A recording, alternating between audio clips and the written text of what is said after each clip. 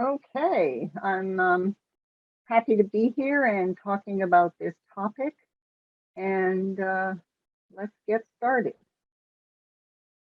So first, a little bit about me. If you don't know who I am, I'm a psychologist in private practice. I'm a co-founder of the Practice Institute. I've been president of 2 APA divisions, and I've served on the CAP, which is no longer, and other key committees in APA and at the state level. And I like to write, I like to blog, and I love technology.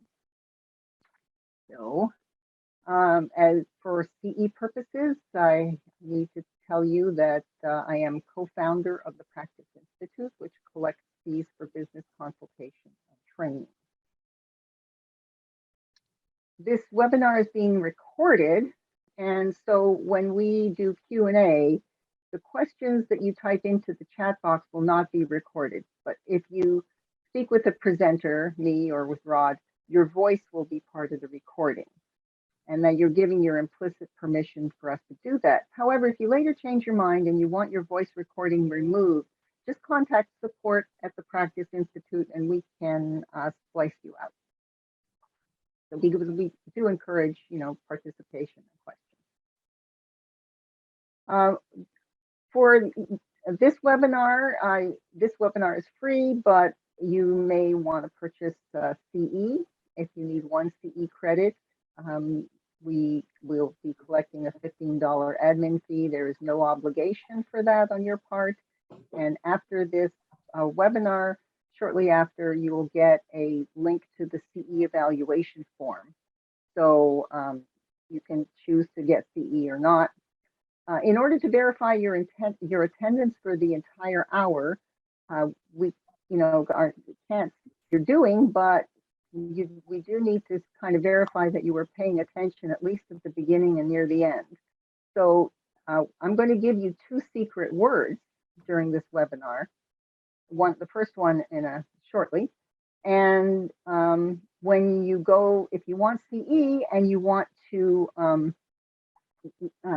purchase CE on the evaluation form, you will be asked to enter the 2 secret words, and we can't give them to you after the fact. So if you think you might want CE, just write them down just in case. Okay, so any questions about CE, about recording, or anything else before we begin?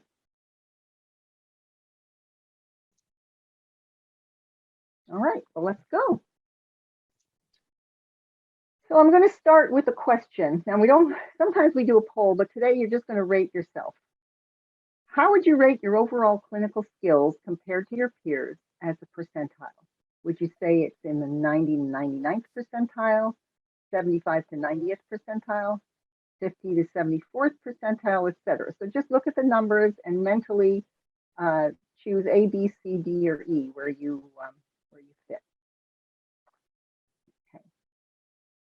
So there actually was a research study by our late colleague Steve Wellfish, who was also one of the founders of the Practice Institute, and his working title was "Are All Therapists from Lake Wobegon?" And for some of you who don't know what Lake Wobegon was, that was a fictional town by Garrison Keillor, who had a radio show on NPR, and he had a little story every week, and he described Lake Wobegon as like where the women are strong, the men are good looking, and all the children are above average. Because on these surveys, the average clinician's self-rating was 80th percentile, and 8%, only 8% rated themselves below the 75th percentile, and none rated themselves as below average. So if we all think we're above average, imagine Googling yourself and finding this, a 1-star rating on Health Grade. And that actually happened to me, and later on I'll show you what I did. So for CE, the first secret word is winter, and that you will be asked, if you choose to get CE for this, you'll be asked to enter that word on the evaluation form. So you might want to write it down. Okay, so when retailers get bad reviews, they can do a lot of things that we can't. They can respond publicly and with detail to the reviewer. They can offer concessions. Say, sorry you had a bad experience in the restaurant. We'd be happy to offer you a free dessert. Give us another try. And they can encourage customers to post reviews. And so while we, may get like 30 people a week through our offices, they could get 30 people in an hour. At a grocery store, if you get, 100 people in an hour. So they have a much larger N, and they can get a lot of good reviews that way if they're doing a good job. But we can't ethically do that. I'm going to talk about our ethics in a minute, but first I want to just kind of introduce you to some basic policies for business owners, and this is kind of like the minimum, the bare minimum for Google, Yelp, and health grades. And it isn't; these are not for mental health professionals. This is just for businesses in general. So it's good to know what these policies are. So Google's review policies. Can I ask customers for reviews? Yes, you can ask customers to submit reviews. The Google review guidelines forbids soliciting reviews from customers in bulk. So you can't send out like mass emails or purchase mailing lists. And by the way, Google's Yelp policies say you cannot ask customers for reviews. So you do need to look at the policies, but we can't ask customers for reviews anyway. Can I stop customers from writing bad reviews? No, and none of the sites can you do that. Can I pay customers for reviews? No, and most review sites state in their terms of service that you can't. And there's some legal precedent in, I'll cite the case in the next slide, I think. Will Google delete a fake review? So Google says they use automated spam detection, but they do have a way to flag a review so that they can look at it and evaluate whether it violates the terms of service. So they say they're gonna filter out most of it, but occasionally you might find one that's a fake review. Now here's Yelp's policies for business owners, and they have like a little different format. This is just copy and paste of segments from their website. So don't ask anyone to review your business, be it customers, mailing list, subscribers, family, or friends. So that's Yelp policy, different from Google. Don't ask for reviews after requesting customer feedback in other places like surveys or contact forms. So let's say you have a survey, and even if it's like a workshop and you get rave reviews, you can't go to the people who gave you the highest marks and say, well, would you post things on Yelp? Yelp does not allow that. Don't offer freebies, discounts, or payment in exchange for reviews. And that harks back to the Operation Clean Turf. That was a case that was pursued by Attorney General Schneiderman, and it's reported in 2013. You can look that up. And for the same reason, don't offer incentives for users to remove reviews. And so, they will find you if you ask people to do that. Again, this is not necessarily for mental health professionals, it's just for business owners in general. Health grades. They say we monitor all reviews to ensure they comply with our guidelines and don't include personal information, profanity, libel, defamation, harassment, obscenity, or fraud. And when you find a health grade review that contains any of those, you can ask them to remove it. All reviews are confirmed and audited before publication, and community members have the ability to flag inappropriate content for further review by our team. Doctors cannot pay for good reviews, nor can they pay to have negative reviews removed. And any reviews that are deemed fraudulent or violate our guidelines will be removed immediately. Now, on top of those websites, we have ethics codes. And I'm going to address the APA ethics code. If you're if your mental health license is from another profession, if your mental health degree is of another profession, it's probably similar. So first of all is respect for people's rights and dignity. And I have the, I highlighted it in orange, just of what we need to pay attention to. And the paragraphs are much longer. These are just excerpts.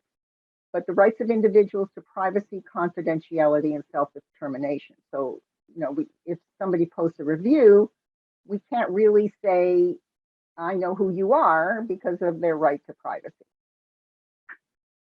Psychologists aware that special safeguards may be necessary to protect the rights and welfare of persons or communities whose vulnerabilities impair autonomous decision making. So, for example, we wouldn't say to a client or a former client, well, I really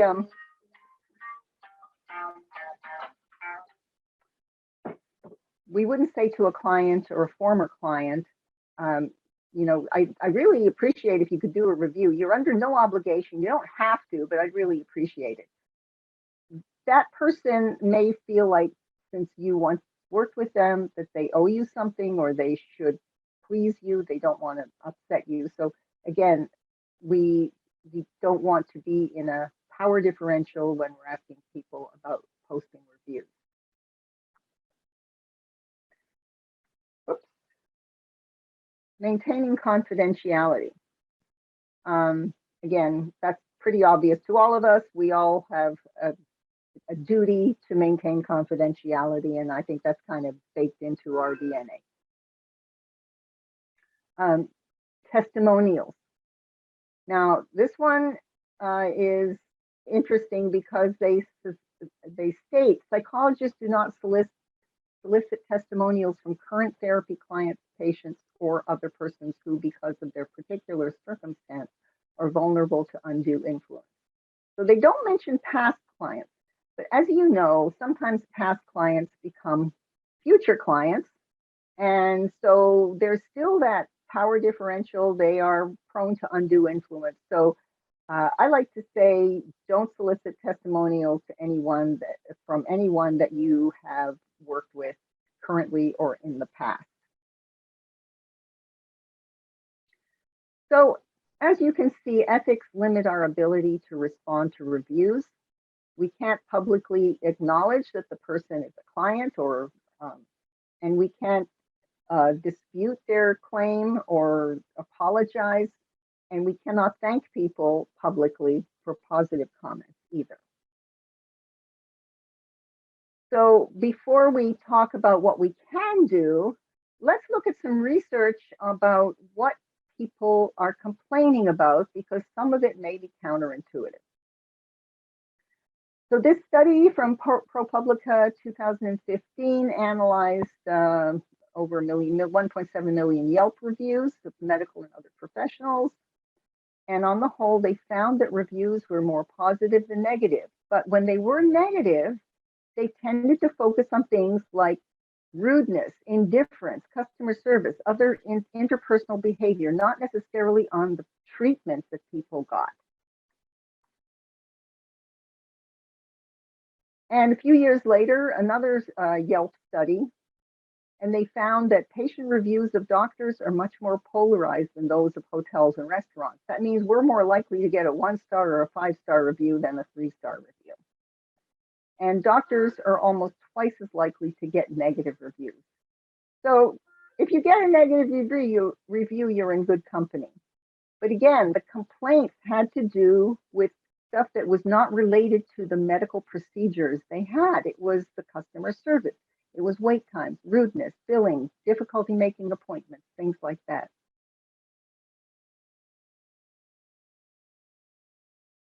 A couple of years ago, Steve Nettlehorst did a study. This was fictitious reviews of fictitious therapists, and they showed subjects, on the basis of these reviews, how likely would you be to seek help if you needed help from this given therapist? So they showed them both the number of stars, the quantitative ratings, and the comments. And a 4-star rating or a 5-star rating did not carry as much weight as the comments. So the comments that people write is what people are probably going to be paying attention to in reviews of your practice.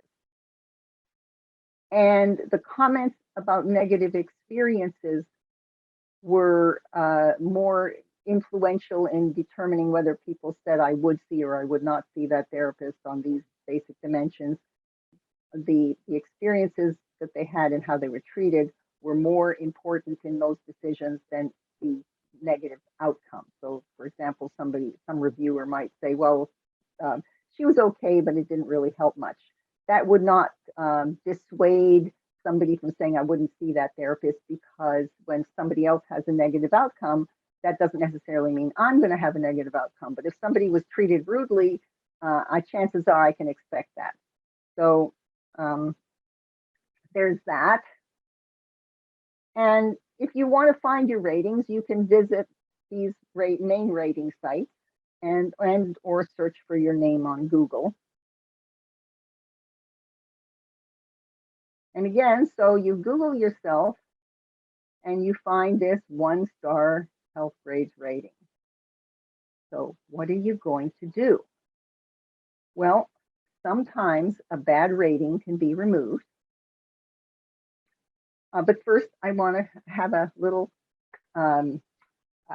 commercial break.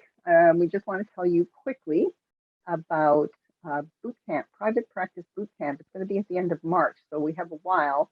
And it's going to be 3 days of 2 periods of 3 hours, so 6 hours a day, 3 in the morning, 3 in the afternoon.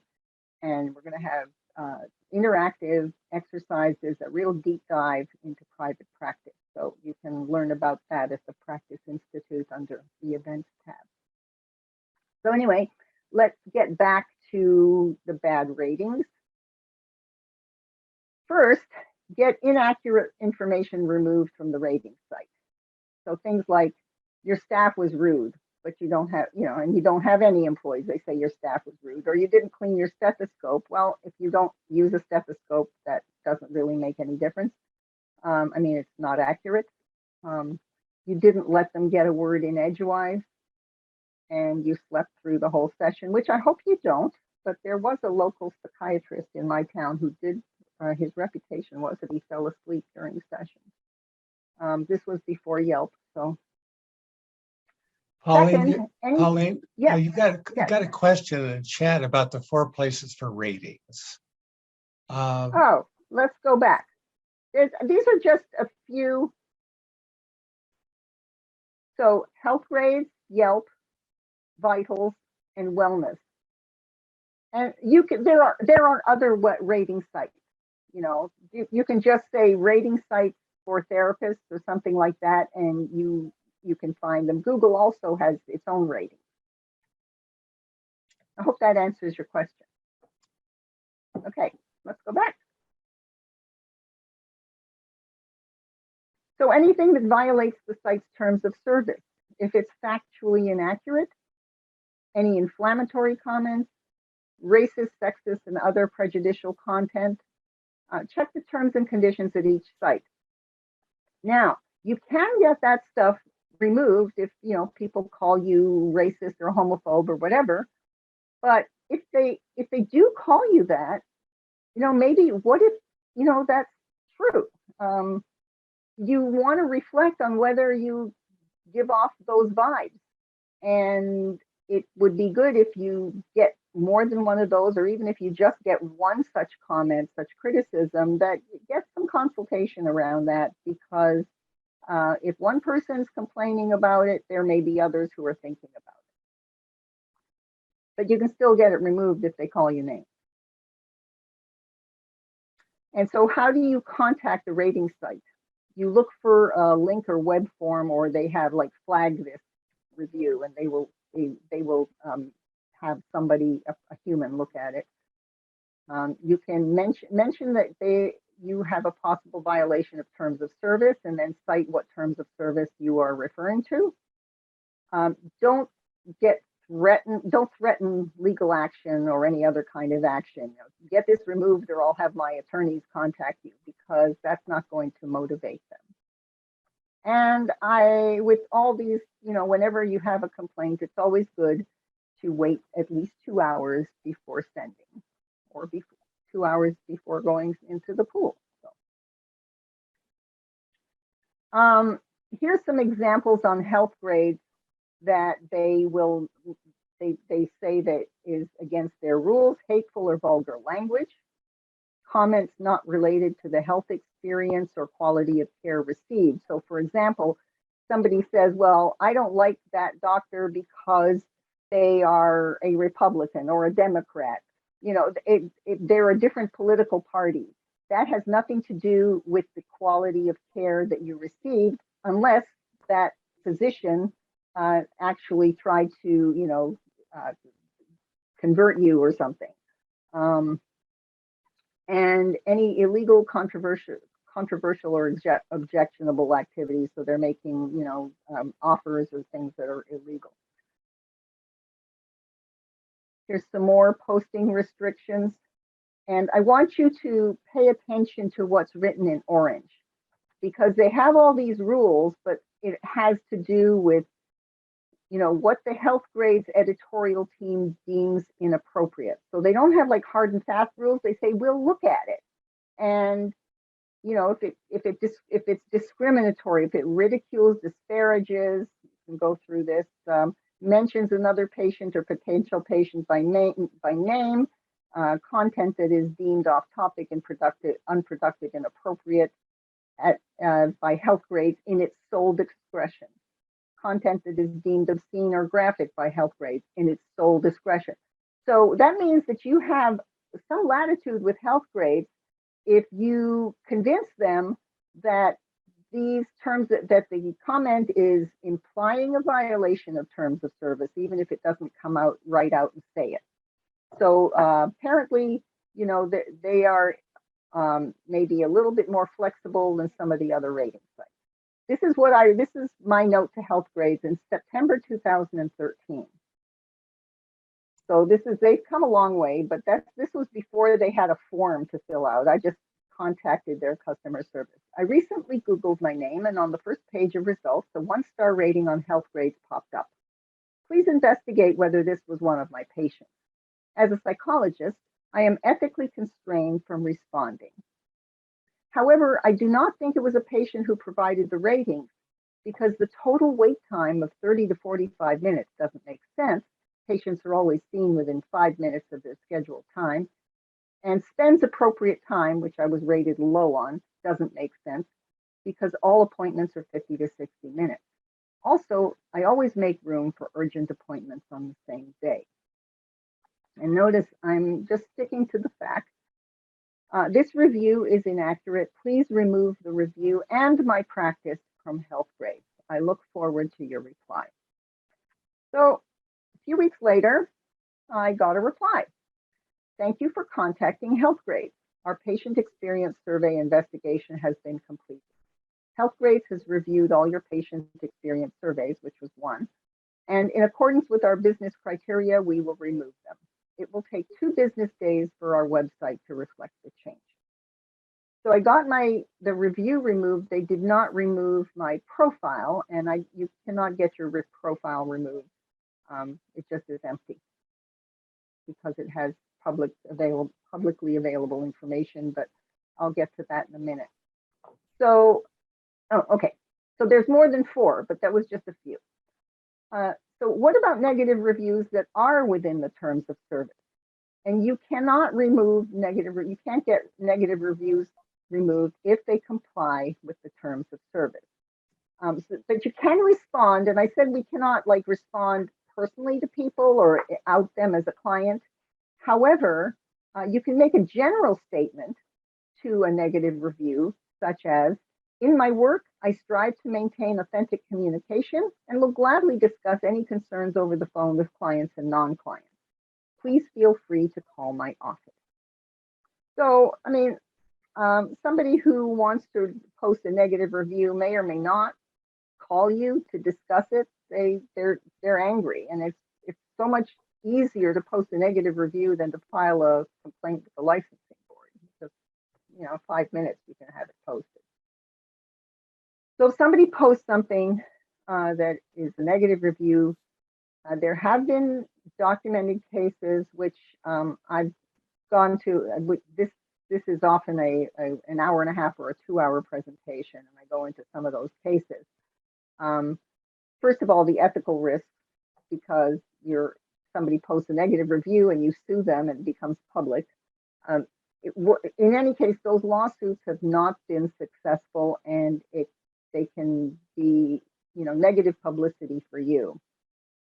So one of the cases you might want to look at is Great Wall Med PC v Levine, 2018, where the patient complained about the doctor sued her, she countersued, or she sued him. I can't remember all the details now, but anyway, they both ended up paying money and not being any better off because of it. And there are others such as that. So suing for defamation is not an option. Just get them. It's better to get the review removed if it is defamatory. Okay. Pauline, did you have a question from Kathy Lou? Why couldn't you respond to a specific negative review similar to the letter to health grades? That is, say, I don't think this is an actual client of mine for X, Y, and Z reasons. Well, I guess you could, and that would show on public, but depending on the negative review, so the review on health grades was like, the people just had a checklist that they just checked off, like yes, no, or how many, on a scale. When there's comments though, yeah, sure. So if somebody says this therapist fell asleep, all through my session, slept through the whole session, I guess you could say, this does not sound like one of my clients. But that invites an argument. And so the letter I sent to health grades was directly to health grades. If I respond to a Yelp review online like that, that's going to be public. And the more you respond, the more that you're going to find people kind of entering into the argument. I hope that answers your question. Does it?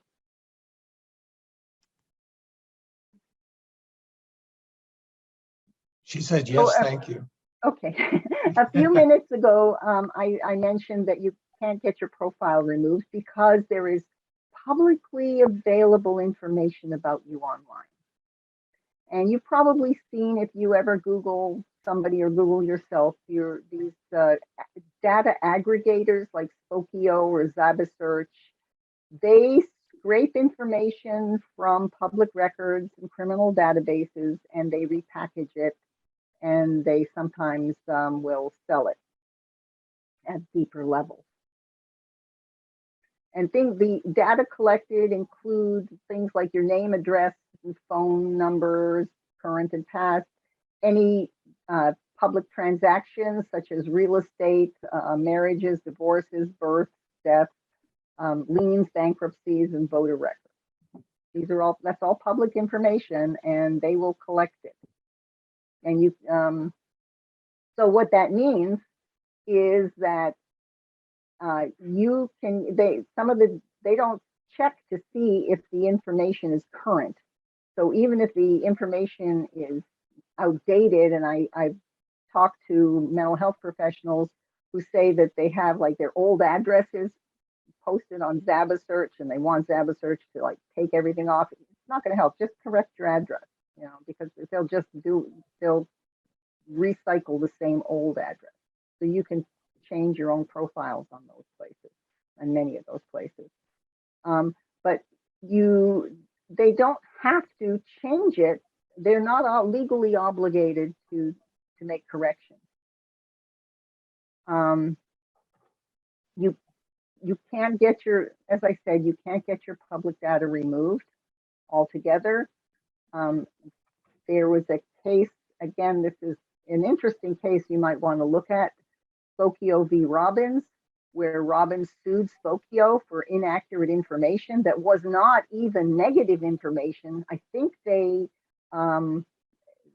posted like that he was making more money than he was or something, and he claimed that ruined his choices, the chances for a job. Anyway, it reached the U.S. Supreme Court.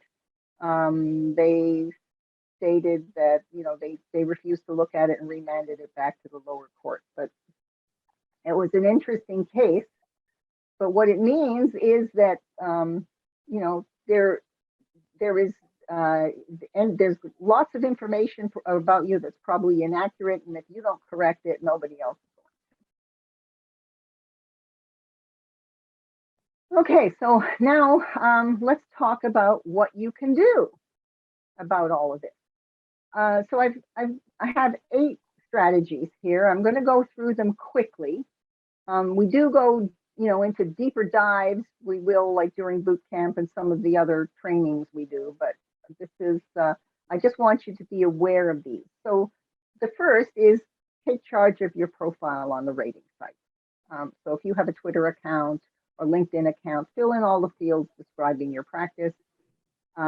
You can collect client satisfaction data on your own, and then with aggregate results, and post it on your website. And then from the rating site, you can say, see client satisfaction data on my website, and post a link back to your own website. You should also address your policy on patient reviews, as Dr. Keely Combs did on Yelp, and here's part of what she writes. Posting a review of my services is your right as a client, and it is entirely up to you to decide whether you wish to write a review. But I gently discourage clients from posting reviews of my practice for the reasons below. So she cites that it's unethical to solicit testimonials. And then the confidentiality issue, unlike other business owners who may respond to their Yelp reviews, as a psychologist, I must provide confidentiality to my clients.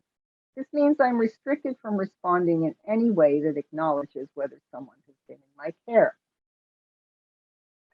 So that's, I think she posted that on her Yelp profile. Okay, the next mitigation strategy is publish lots of content online. Articles, blog posts, press releases, post on social media, because everything you post becomes a separate line in the Google search results. And if you have a lot of content, it's going to show up, and it's recent content. It's going to, if there is a negative review, that may show up. The negative review may not show up till page 2 or 3. So post lots of content, and it will help drown out the negative reviews. Mitigation strategy number 3. Improve your search engine optimization. And search engines, which mostly is Google nowadays, ranks websites on over 200 criteria. But there are a few that tend to have more weight. First of all, when somebody types something into the search box, your website and page title should closely match what people are entering. That just helps your website be, get Google search result, be on Google search results. If you have quality content, and I think most of us do, some people have like schlocky websites, not necessarily mental health professionals, but just people who just want to just, throw up a web page and post keywords on it. Authoritative content is good, and new content.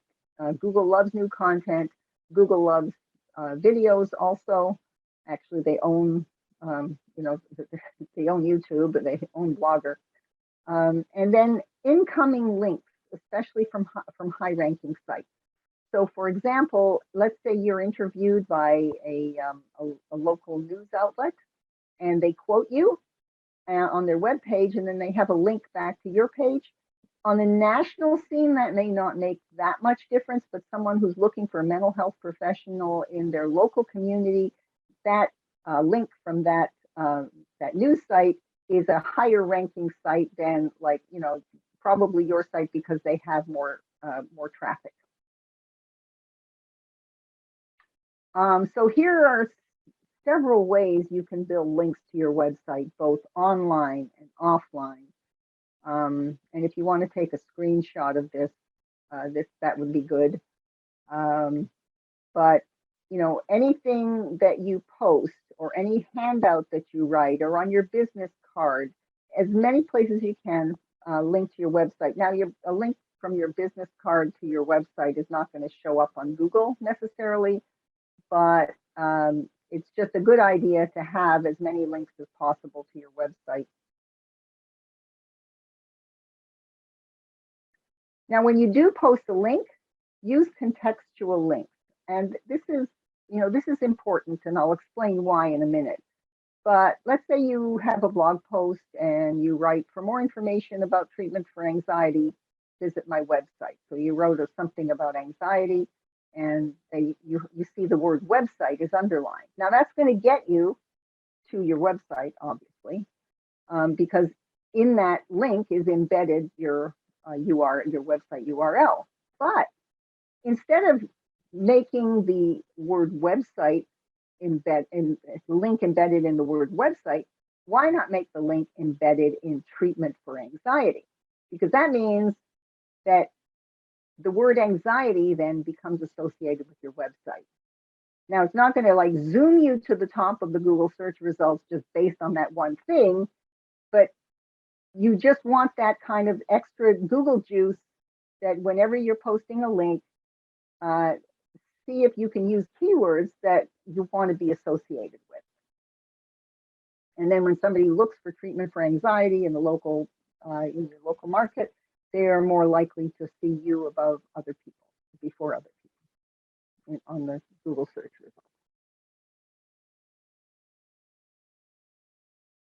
Okay, I think we will take questions. I'll just go through the 8 strategies. That's pretty much what we have, and then we'll take questions afterwards. So mitigation strategy number 4, you can get people to recommend you on LinkedIn and, you know, make positive, have positive comments on Facebook, or give you good ratings on Yelp or Google or whatever, if they're not clients or they never were clients, like colleagues. You know, if you like to write a book and you can ask people to write a blurb for your book, it's kind of the same thing. You can ask somebody to say something, you know, about your practice on LinkedIn or Facebook or whatever. So you can get referral sources to do, you know, positive reviews, etc. Now, I can't stress enough this provide great customer service, because remember, the negative reviews seem to focus more on the bad experiences that people had with staff or how they were treated outside of the actual professional intervention. And more than bad outcomes, they had, you know, bad outcomes were not as bad to them as bad experiences in terms of whether I would choose this therapist. Here's a review that says they weren't helped, but that's okay. That doesn't mean I won't get help. But here's a review that says that they were kept waiting and the office smelled terrible. I might not want to go to that office. So always think about customer service, even though they're clients and patients, not customers, but return phone calls and answer emails promptly. Try to be warm and receptive always, even when you don't feel like it, because and it's easier when you're rested, of course. And remember, your staff is an extension of you, so you want them to train them to respond warmly and with a can-do attitude. So, for example, somebody calls the office and you have a receptionist and they say, do you take such and such insurance? Your receptionist could be factual, say, no, sorry, we don't. Or the receptionist could say, we don't take that insurance, but let me check around and I can find somebody who does, and I can get back to you if you leave me your phone number. Now, that's not going to end up with a client for you, because that client's going to go to somebody else, but that client is going to remember how they were treated. And may well recommend you to somebody else, to their friends and family.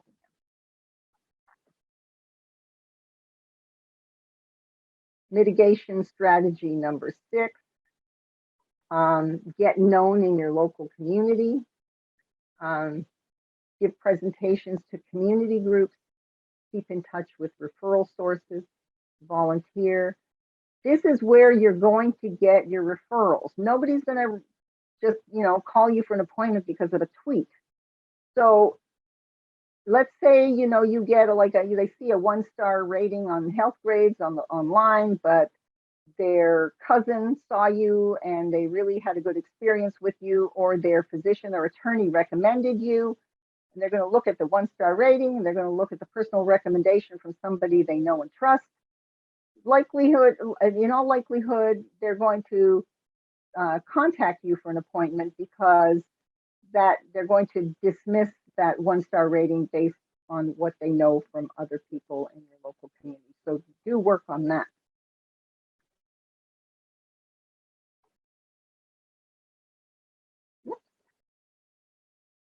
I'm trying to, okay. How are we going? Catch negative comments and misinformation early. So you want to Google yourself, and you can also set up Google alerts. So you can also get alerts through Mention and TalkWalker. You get a little bit different alerts, but every time your name appears online or whatever alert, you just tell them what words you want to use for the alert, and you'll get an email every time it appears online. So in the last couple of weeks, I've been quoted a lot in the media because APA gives them my name for like holiday stress type things. And so every morning I've been getting Google alerts to link to where I'm quoted in the news. So that, and that's recent. I mean, if I'm in like a month from now, it's not going to make any difference. But if you are getting Google alerts, you'll catch things early. If you see, you're quoted someplace or you're mentioned someplace, make sure that if it's negative information or something you need to address, that you get these alerts to, so that you can stay on top of that. And number 8, and this is an offline kind of thing, but you want to invite direct feedback from clients. So you could say that in your terms of service, like, I encourage you to tell me, whenever something feels wrong. But do you remember, your informed consent that you signed with your various professionals? No. So periodically in sessions, you can note that you encourage people to voice any concerns, either, what they experienced with you or what they read about you. And also be vigilant about addressing diversity and cultural issues before they rise to the level of complaint. So let's say you're sitting with a client and you say something and you kind of think it's, you're just using humor in an inappropriate way or a bad way, that falls flat, and you see the client react uncomfortably. Maybe you expressed you did a microaggression on them and you didn't realize it or whatever, but you want to explore clients' reactions that seem not necessarily related to what the problem they had coming in, but more in their relationship with you, and take some time to explore that clinically with them. And that way, if there is any discomfort, you have a chance to apologize, and you have a chance to to process I guess the forgiveness part of it, and less likely they will go out and post a negative review. In fact, it might make them feel better, even if you did microaggress, that you recognize that and you apologize, and that may help actually in a positive review down the road, or at least a referral. So Pauline, let me exert a prerogative here as a host and just say that what you're talking about here reminds me of the literature on humility, which is getting a lot of press now in the psychotherapy research literature, showing that the very best therapists are humble. And it's also showing a lot in the multicultural literature, just as you're saying, that humility really seems to be a key factor in effective multicultural treatment. Right. And humility, I guess, combined with curiosity. Yes. Mm-hmm. Okay. And that's a whole other thing. And I have seen some of Rod's presentations on that and the experts that he brings onto his program. So again, we have a private practice virtual boot camp. Check it out at the practiceinstitute.com. We have early bird registration, I think, for the next few weeks. So you have some time. Also, we want to invite you to join our TPI Facebook group. And Amy Ellis, one of our TPI partners, is on. Amy, tell us about that and what people can expect. Absolutely. Yeah. And I also posted the link in the chat. So if that's easier to just copy and paste, but we invite you all. Right now, it's a private group, but it's open to all folks. You don't have to be a member of TPI. And it is staffed by all of us. So you get, oftentimes, folks have been writing in some anonymous Q&As about how to run practice, different questions, concerns that have come up. And we've been trying to stimulate some conversation and answer any questions that you might have. So whether it's a follow-up to this presentation, as you're thinking about it, Pauline will be on there. She'll be able to answer those questions or anything else practice related. Just message us on that group. Yeah, and we just had a conversation there about whether you posted a survey, Amy, about how people deal with no-shows. Yeah. So that was pretty interesting. Mm-hmm. Yeah, it's been interesting to see how people their different policies. Yeah. Okay. So here's your second secret word. The second secret word, and you'll need this if you're going to be applying for CE credit, is tree. Oops. So, oops. All right. Just want to, before we're done, again, here are the summary of the mitigation strategies. So take charge of your profile on rating sites, publish lots of content, improve your SEO, meaning that you have keywords that match with what people are searching for. Get endorsements from non-clients, provide great customer service, get known in your local community, catch negative comments and misinformation early, and invite direct feedback from clients.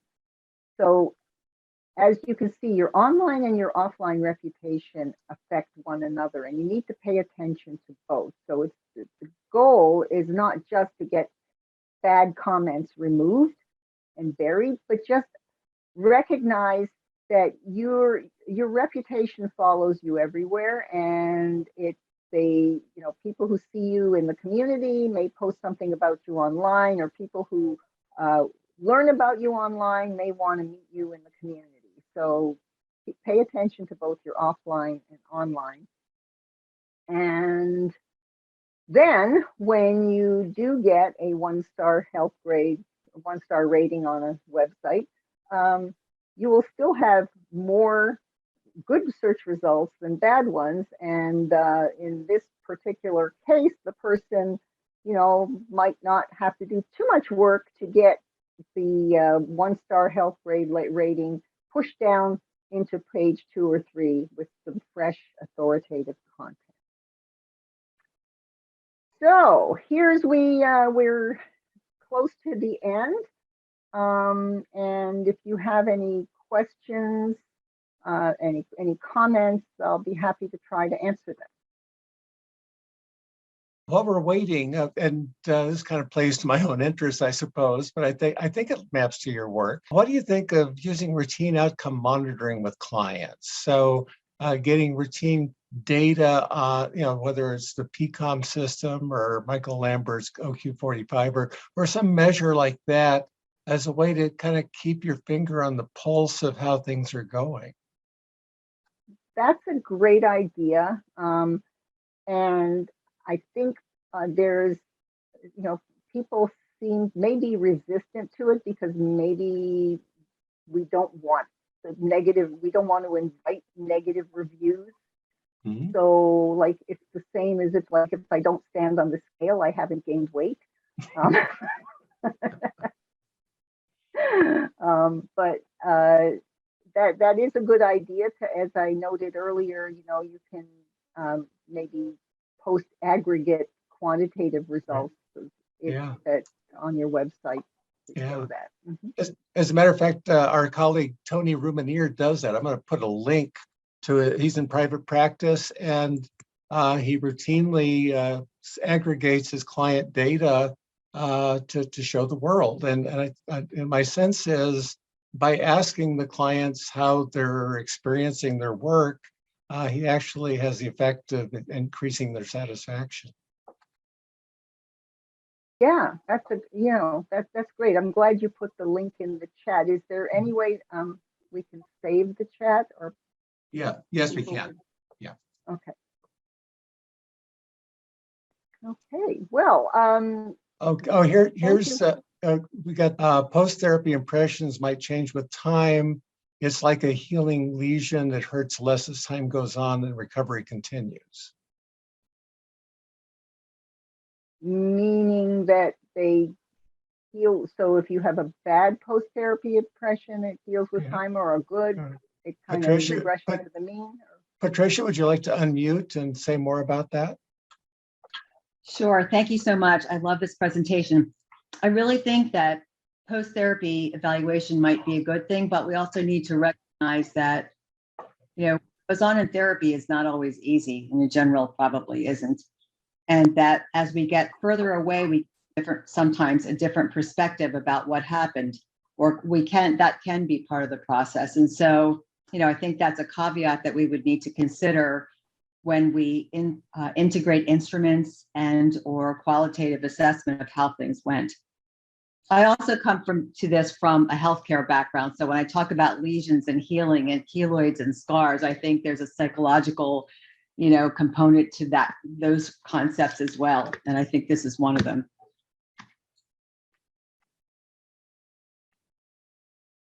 Okay, good point.